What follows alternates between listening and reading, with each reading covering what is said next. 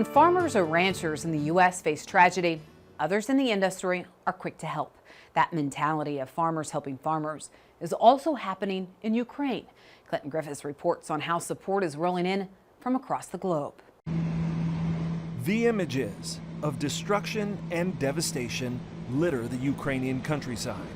Farms turn to battlegrounds as Russia's invasion of Ukraine stretches into another month.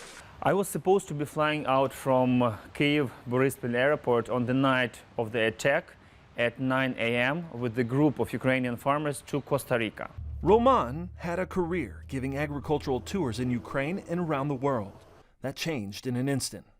After getting family, including his own children, to safety, he's now in the U.S., focused on raising awareness and support for his farmer friends back home. My first ever farmer who traveled with me, he is in Kherson Oblast, and I knew that he was captured by Russian military about a week ago, and I didn't hear anything from him.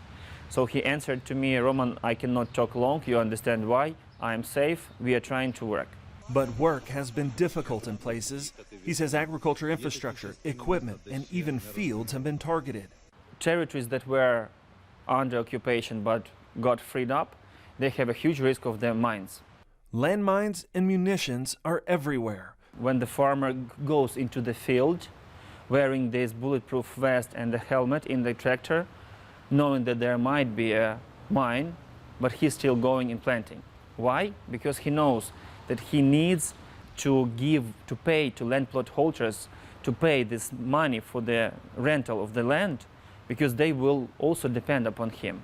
Global Agricultural Ben and infrastructure company AGI has employees in that region. They came to us and they said, "Hey, we've got an idea. With some of our customers and our employees, we can provide last mile logistics, but we can't really buy medical goods. Can you guys at head office help us with that?" They agreed and have since been raising money and sending medical supplies to those in need. You know, your fields are flooded and you're about to lose your barn or your house, somebody comes and helps. It's just, there's no fuss about that. It's very true to what's happening on this project. While the fighting may be isolated, the impacts are global. But the next phase of this problem in Ukraine, if you ask me, affects the whole world, because we see farmers, some of our commercial customers, their silos are being bombed. Like, there is wheat spilled everywhere. It's the whole food supply chain is being destroyed. Ukraine may be a major exporter, however, its future rests in the hands of those still at home. About 56% of Ukrainian population, they have farmlands, from 1 hectare to more. The many smallholder farms remain a vital part of the ag industry. For instance, the farms ranging from 2 to 500 acres. They supply the total volume of production, at least 30% of the crops and field commodities, and up to half of all the products made of animals. Here, small farmers grow 90% of potatoes, 60% of milk, and nearly half of the small grains.